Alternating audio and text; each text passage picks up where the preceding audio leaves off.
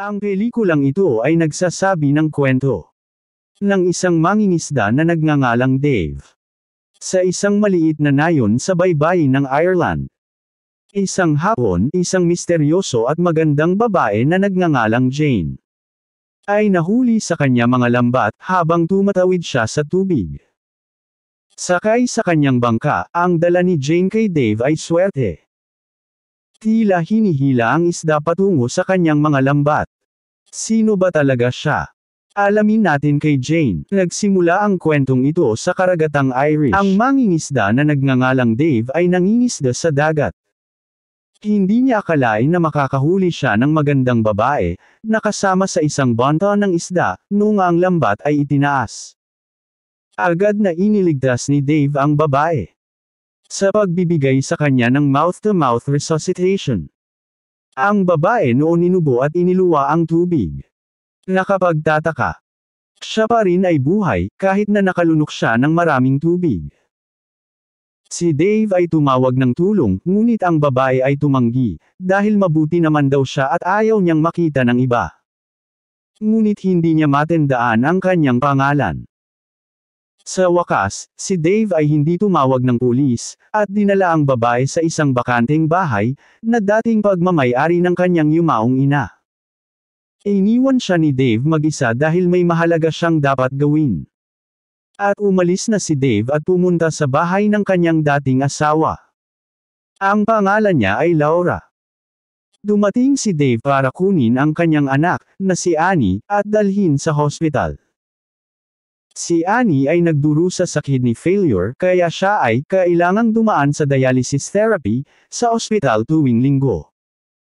Habang naghihintay sa kanyang anak na babae na nagda-dialysis, at sinabi ni Dave sa anak ang kwento. Ang kwento ay tungkol sa isang mangingisda, na natagpuan ng isang magandang babae sa kanyang lambat. Sa wakas, natapos na din ang kanyang dialysis therapy. Si Annie ay nagulat dahil pwede niya hiramin ang electric wheelchair mula sa ospital. Si Annie noon napakasaya sa wheelchair. Hanatid ni Dave si Annie sa bahay ng kanyang ina, at nandoon ang boyfriend ni Laura na nagngangalang Alex. Sina Laura at Alex ay madalas naglalasing, pero may pakialam pa rin sila kay Annie. Nang sumunod na araw, malapit nang umalis si Dave para mangisda, tapos nakipagkita ulit siya sa magandang babae, na tinulungan niya kahapon. Sabi ng babae kung pwede daw siya isama ni Dave sa panghuhuli ng isda. Tinanong ulit ni Dave ang pangalan ng babae, at siya ay sumagot, na ang pangalan niya ay Jane, na ang ibig sabihin ay babae mula sa karagatan. Sa kasamaang palad, sa araw na iyon, konti lang ang nahuli ni Dave na isda, at bigla namang kumanta si Jane kasama ang malambing niyang boses, nang inangat ni Dave ang kanyang lambat, at siya ay natigilan sa kanyang nakita, mga higanteng hipon. Dahil sa pagkanta ni Jane, nagdala ito ng swerte sa kanya at malalaki ang nahuli niya noong araw na yon. Habang pabalik na sila sa isla, inanyayaan ni Dave si Jane na pumunta sa bayan, upang ibenta ang kanilang nahuli. Pero, tumanggi si Jane dahil ayaw niya makita siya ng iba, at kahit na sino maliban kay Dave. Umuwi si Jane pabalik ng bahay. Matapos ibenta ang malalaking hipon, si Dave ay pumunta sa tindahan ng mga damit, at naghahanap ng mga damit para kay Jane. Pagkatapos nun ay, pumunta siya sa paaralan ni Annie, para sunduin ang kanyang anak na babae. Nang pauwi na sila, biglang hinahamon niya ang kanyang ama na makipagkarera pauwi. Sa daan pa lang, sinabi ni Annie sa kanyang ama, na ipagpatuloy ang kanyang kwento, na binabanggit niya nung isang araw, yung babaeng diwata na sa kwento ng kanyang ama na si Selkie. Si Selkie ay isang karakter sa mitolohiya, na isang sirena na maaaring maging tao. Pagkatapos ihatid ni Dave si Annie sa bahay ni Laura, si Dave ay umuwi na sa kanyang bahay. Pero si Annie ay curious sa kwento ng kanyang ama at nagpasyang sundan siya sa bahay. Nakabalik na si Dave sa bahay ng kanyang yumaong ina, binigyan niya ng maraming pagkain at bagong damit si Jane. Natuwa si Jane nang makuha ang mga regalo, pagkatapos ay hinalikan niya sa pisngi si Dave, na may pamumula sa mukha. Pagkatapos nun ay umalis si Dave. Samantala, si Annie ay pinaghihinalaan niya na may itinatago ang kanyang ama sa bahay ng kanyang lola. Pagkatapos, siya ay pumunta sa library upang makahanap ng impormasyon tungkol sa Selkie. Kinabukasan, ang mausisa na si Annie ay nagpasya, upang pumunta sa bahay ng kanyang yumaong lola. Doon, nakita niya ang isang babae na lumalangoy sa karagatan. Iyon ang unang pagkakataon nagkakilala si Annie at Jane. Si Annie ay siguradong sigurado na ang babae, sa harapan niya ay isang Selkie at hindi isang tao. Nagkwentuhan yung dalawa. Pero si Annie pala ay maraming alam tungkol kay Jane, at kung bakit siya napunta sa lupa kaysa sa dagat. Sigurado siyang nawala na ang silk coat ni Jane. Ayon sa alamat, kung wala na ang silk coat, hindi siya makakabalik sa karagatan. Naging magkaibigan sina Jane at Annie. Nalipat ang eksena sa isang lalaking nakatingin sa malawak na karagatan. Siguradong may hinahanap ang lalaki. Kinabukasan, niyaya ni Dave si Jane na sumama sa kanya sa dagat muli. Sa bangka, tinuturuan ni Dave si Jane kung paano magmaneho, ngunit sa gitna ng karagatan, isang marine officer ang dumaan sa kanila. Natakot si Jane at agad na nagtago, pagkatapos ay ginagamit niya ang kanyang mga paa sa pagmamaneho. Dahil sa nakita ay hindi komportable si Dave, pagkakita sa sexing legs ni Jane. Pagkatapos noon, nagsimula na namang kumanta si Jane. At nakakagulat, ang lambat ni Dave ay nakahuli ng napakaraming isda. Sa katunayan, hindi pa siya nakahuli ng ganito karaming isda. Gayunpaman, huminto ang mga marine officer sa barko dahil naghinala sila sa malaking huli ni Dave. Akala nila si Dave ay gumagamit ng bawal na lambat. Ang tiningnan ni officers ang compartment ng bangka, at nakita si Jane na doon nagtatago. Sabi ni Jane sa kanila na si Dave ay gumagamit ng regular na lambat, kapag nanghuhuli ng isda. Sa wakas, umalis na ang mga opisyal. Niyaya ni Dave ulit si Jane na sumama sa palengke para ibenta ang mga isda, dahil nakita na din siya ng ibang tao, pumayag si Jane na sumama kay Dave sa palengke. Iyon din ay nakita ni Jane ang mahiwagang lalaki sa di kalayuan. Samantala, pagdating nila sa daungan, namangha ang ibang mangingisda nang makita ang napakagandang babae. Sa palengke ng isda, kumita ng malaking pera si Syracuse sa pagbebenta ng kanyang isda. Pagkatapos ay pumunta sila sa bayan at kinuha si Annie. Si Jane ay abala sa pagbili ng mga bagong damit, habang pinagmamasdan siya ng ilang babae mula sa labas ng shop. Ganyan sila namangha nang makita ang kagandahan ni Jane. Kinabukasan, dumating si Annie para bisitahin si Jane. Nagpasya si Andy na turuan si Annie na lumangoy sa dagat. Habang lumalangoy, si Jane ay biglang nagpanik. Galing sa ilalim ng dagat, natagpuan niya ang kanyang nawalang silk coat. Sinabi ni Annie na dapat niyang ibaon ang kanyang silk coat sa lupa, upang mabuhay ng 7 taon pa sa lupa. Nabasa pala ni Annie ang kwento mula sa isang aklat sa aklatan. Pagkatapos ay ibinaon nila ang silk coat sa hardin sa likod ng bahay. Sa katanghalian, dinala ni Dave sina Jane at Annie sa isang pista sa bayan. Sinabi ni Annie ang alamat ng Selkie at tinanong si Jane na aminin na Selkie siya. Pero itinanggi ito ni Jane. Sa gitna ng pista sa tabi ng dagat, ang tila hinahanap ng misteryosong lalaki si Jane. Pagdating sa pista, pilit pa rin ni Annie na pinapaamin si Jane na isa siyang Selkie. Dahil hindi siya umamin, pinaandar ni Annie ang kanyang wheelchair ng mabilis at tumalon sa dagat. Hindi na nagdalawang isip, agad tumakbo si Jane at tumalon sa dagat para iligtas siya. Buti na lang nakaligtas si Annie. Sinabi ni Annie sa kanyang ama na nakakahinga si Jane sa ilalim ng tubig. Hinatid na ni Dave si Annie sa bahay ng kanyang ina, at si Jane ay hinatid ni Dave sa bahay ng kanyang namayapang ina. Pagkatapos ay sinabi sa kanya na siya ay dating isang alkoholiko, kaya pala hindi niya nakuha ang custody ni Annie. Siya ang nagpasya na magbago alang-alang sa kanyang anak na babae. Nang gabing iyon, nadala ang dalawa at nagsimula sa pakikipagtalik. Sa hindi inaasahang pagkakataon, nag-enjoy si Jane na kasama si Dave. Kinabukasan, si Dave ay pumunta sa isang simbahan at nangumpisal tungkol kay Jane, at natatakot na mawala sa kanya si Jane. Sa labas ng simbahan, nakausap niya ang misteryosong lalaki.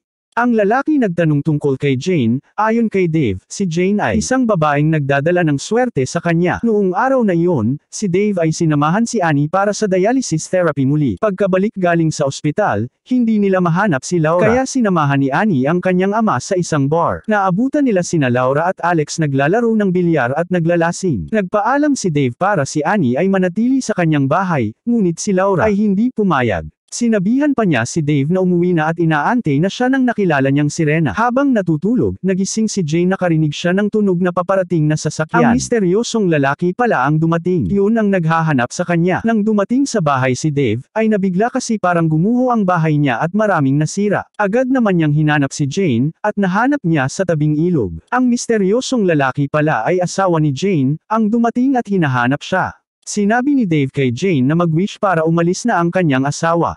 Yun kasi ang sabi ni Annie kung mag-wish kay Jane. Lahat ng kagustuhan ay ibibigay. Pero si Jane ang gustong i-wish ay para gumaling si Annie sa kanyang sakit. Naantig si Dave sa sinabi ni Jane samantala, hinahanap ng misteryosong lalaki si Jane sa gitna ng lungsod. At sa parehong oras, si Laura ay lasing, pauwi na kasama si Annie at Alex. Sa kasamaang palad, nagbanggaan ang dalawang sasakyan, naging sanhi ng isang aksidente. Natilapon pa si Alex at namatay sa ang lugar. Noong panahong iyon, si Dave at Jane habang papuntang bayan sila pa nakakita ng aksidente. Sobra siyang nabigla nang mapagtanto niya na kay Laura pala ang sasakyan. Sa kabutihang palad ay nakaligtas si Annie sa aksidente. Sa ospital, sinabi kay Dave na si Annie nangangailangan ng agarang operasyon para sa kidney transplant. Ang sabi ng doktor ang kidney pala ni Alex ay match sa kidney ni Annie. Sa ospital na yun, ay nagkita si Jane at ang kanyang asawa na sugatan. Sinabi ng asawa sa kanya umuwi na kasama niya, ngunit sinabi ni Jane na wag nang pakialaman kung ano meron buhay siya ngayon. Natapos ang operasyon ni Annie mabuti ang naging resulta, lahat ng ito ay dahil sa panalangin ni Jane para sa paggaling ni Annie.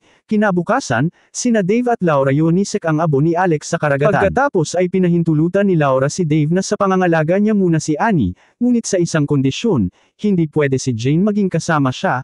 Nang gabing iyon, pinilit ni Laura si Dave na samahan siyang uminom sa bar. Sa una, tumanggi si Dave, ngunit pinilit siya ni Laura, pumayag din siya sa wakas. Nang gabing iyon, nalasing si Dave. Pagkatapos ay hinanap niya si Jane na nagtatago sa kanyang bangka. Dinala niya siya sa isang isla sa may Parola. Pinilit ni Dave si Jane na bumaba sa isla.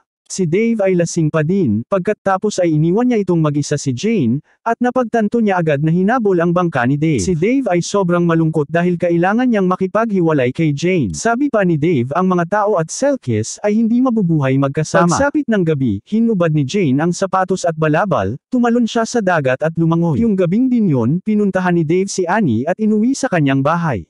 Tinanong ni Annie kung saan si Jane. Sinabi ng kanyang ama na si Jane ay umalis lang sandali. Alam ni Annie na babalik si Jane kasi may naiwan siya importanteng bagay. Kinabukasan ng umaga, si Annie ay nanunood ng TV, may palabas na kumantang lalaki. Napagtanto ni Dave na ang kinakanta ng lalaki ay katulad ng kanta ni Jane na madalas niyang kinakanta. Napagtanto niya ang kanyang katangahan. Ang kanta ay hindi haka-haka na kanta, at si Jane ay hindi isang fairy tales character. Si Dave kaagad nagpunta sa isla sa Parola. Sa kasamaang palad, hindi niya mahanap si Jane. Siya ay nagtaka sa pagkakaroon ng sapatos ni Jane at balabal doon sa tabi, at nakita niya ang kabilang panig ng isla. Mabilis siyang nagtungo sa isla, at nadatnan niya si Jane na nanginggig sa lamig.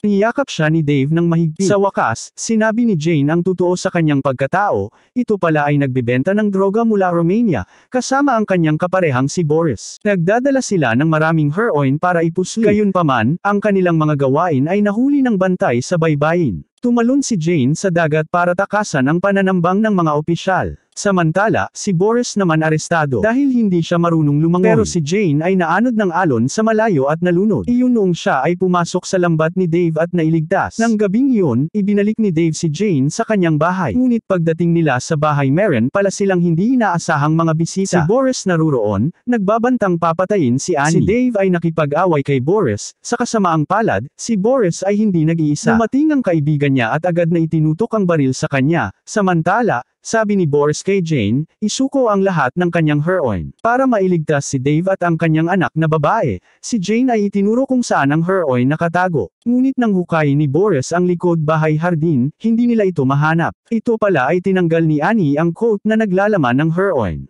Naniniwala pa rin si Annie na si Jane ay isang selkie, at itinago niya ang kanyang coat para mabuhay si Jane, kasama sila magpakailanman. Sa wakas, sinabi ni Annie na ang coat ay nasa bitag ng ulang. Pumunta sila sa bangka at hinela ang bitag ng ulang, napagtanto ni Jane na hindi kaya ni Boris lumangoy. Itinulak niya pababa sa dagat. Si Boris ay namatay dahil sinusubukan niyang makuha ang heroin sa bitag ng ulang. Inaresto ng mga pulis ang mga kasamahan ni Boris, at dinala si Jane sa pulis estasyon. Sa mga sumunod na araw, bumalik bumalik si Dave sa pari, para sabihin na si Jane ay ipapatapon sa Ireland, ano ang kanyang dapat gagawin. Sabi ng pari maaari siyang manatili sa Ireland kung mag-asawa siya at magiging mamamayan na ng Ireland. Sa wakas, hiniling ni Dave sa pari na pagpalain sila sa isang kasal. At natuloy nga ang kanilang kasal sa tulong ni Annie.